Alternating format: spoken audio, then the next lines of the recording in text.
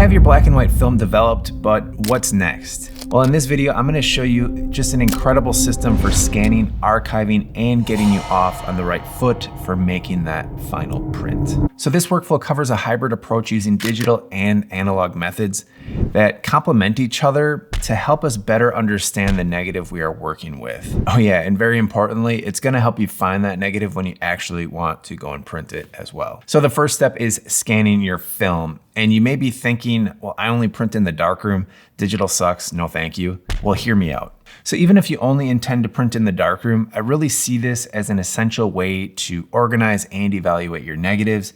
And that's exactly what I'm going to show you in this video. It can really give you a great idea and direction to where you might want to start and end with a negative, like using dodging and burning before you ever even mix up your deck doll. So after your film is developed and dry, the first step is gonna be to scan your film. Now, I typically do this myself, but if you do send your film off to a lab, I do like to have them not cut the rolls. And this way I can sleeve and archive them with the rest of my system because I'm not a big fan of how they typically do that. On that note, anyone else have a really hard time checking that box to pay the lab not to cut your film? Now, I could be wrong, but wouldn't this be less work and less materials for them? I don't know their processes, but it seems odd. But nevertheless, I pay them not to cut the film. I scan my roll film with a mirrorless camera and my sheet film with a flatbed. Now in this video, I'm going to cover roll film with a camera scanning method. The camera I use is a Canon R5 with a 100mm macro lens tethered to my MacBook Pro. I'm also using the Veloi, I'm probably not pronouncing that right, but the Veloi Film Advance and a Kaiser light table with a black foamy pad with a cutout to mask off any not used areas to prevent any flare from the light table because it's a bigger model. Now this is really, really important. Be very careful not to damage or scratch your negatives during the scanning process. Scratches can be easily dealt with in Lightroom and Photoshop, but in the darkroom, it's a completely different story, so take care. So I control the camera, like I said, tethered, and I use a program called Smart Shooter. And this allows me to take the scan right into Lightroom via Lightroom's auto import feature. Though not completely necessary, this does save a few steps and some time from transferring things over from, say, a card and doing everything manually. The next thing I do is I move them from my auto import folder to my NAS, organized in a folder using the format shot and the date to chronologically organize everything. I also change the file name to chronological order, and if more than one roll, I add that to the file name as well.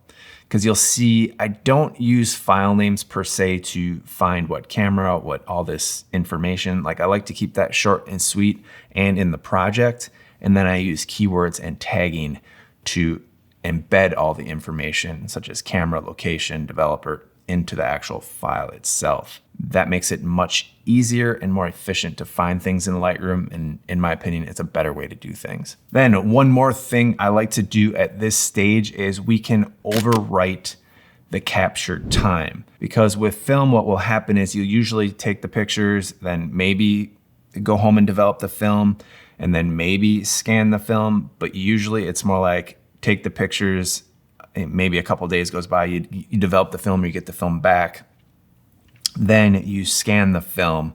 And so the dates from when you took the picture to when you actually, that's the metadata embedded in these scans, can be very, very different. So what I do is I go in and actually overwrite that. So in the library module, select all the images, then you're gonna go to metadata, edit capture time, and adjust to a specific date and time. Now, I usually just kind of guess at the exact time, but make sure the date is correct and matches the folder and actual day the images were shot. Before we dive more into these systems, I need you to smash that subscribe button so you don't miss any future videos. Now, the next step is going to be to convert your scans into positives. Now, for most of my conversions, I do use Negative Lab Pro. For black and white film, I use the linear profile. And this just makes sure that I have more information in the conversion, and then I can adjust the contrast and things later in Lightroom. Now, my negatives in general tend to be pretty dense. I like to give a lot of exposure. So I use the brightness adjustments to dial down the image to where I actually like it. Because I find when I first do the conversions on a majority of my scans, it tends to be a bit too bright.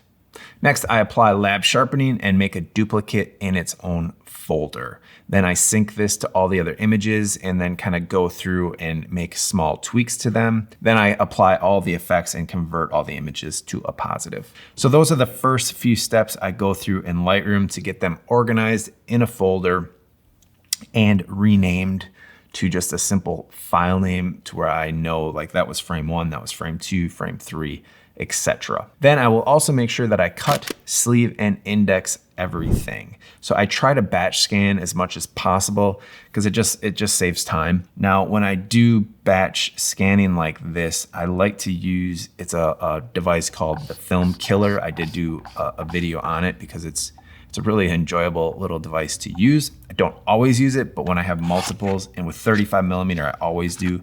120 most of the time, especially this way, I do. Now to store them, I do use print file archive sleeves. And on the sleeves, I have the date, film, developer, time, dilution, and temp. Basically as much information as you can get on that top level you're gonna wanna use, as well as the roll name and number.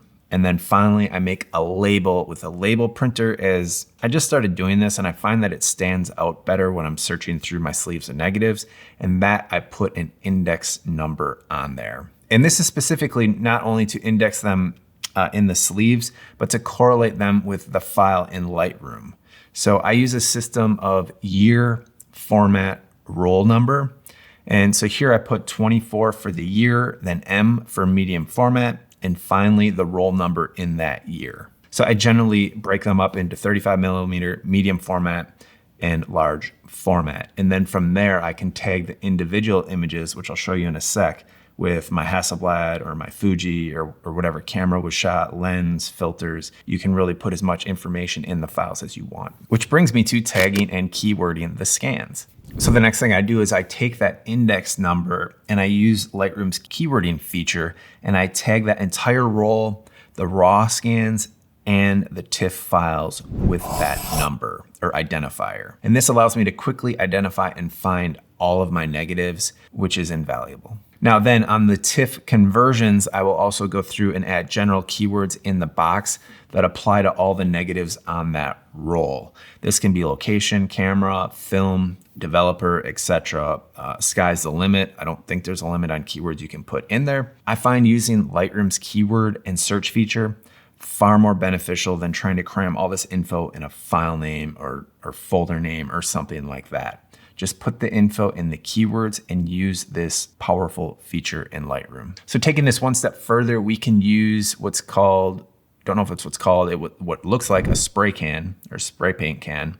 And you can paint on keywords to individual images. So when you have them up in grid view, you can take and dial in more keywords for your specific images.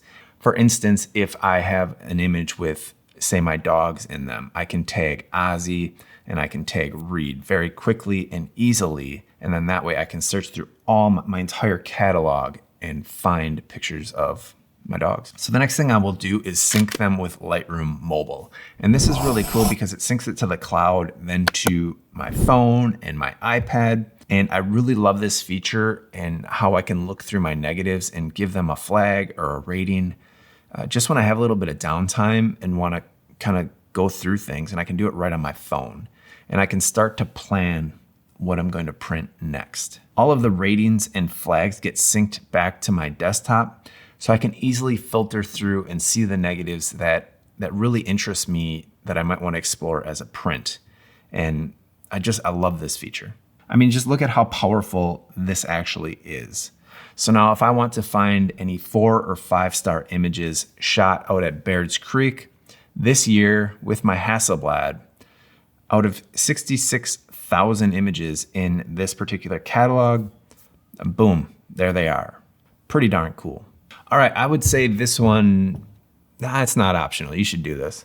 All right, this one's a little rough because I'm guilty of not not being on top of this as much as I should be, but making a contact sheet. If you can, you do want to do this. And I still find making a traditional darkroom contact sheet very, very valuable. Now I use a contact proofing easel that makes it really, really convenient. And then I use a standardized approach with the enlarger height, lens, paper, developer, everything consistent. So it just makes it a lot easier to manage. Basically, you don't want to be going in and reinventing the wheel every time you go to do this. So get it set up once, take all your notes. So when you need to make a contact sheet, you can go in and do it very efficiently and fast. This will eliminate a lot of the kind of barrier to doing it.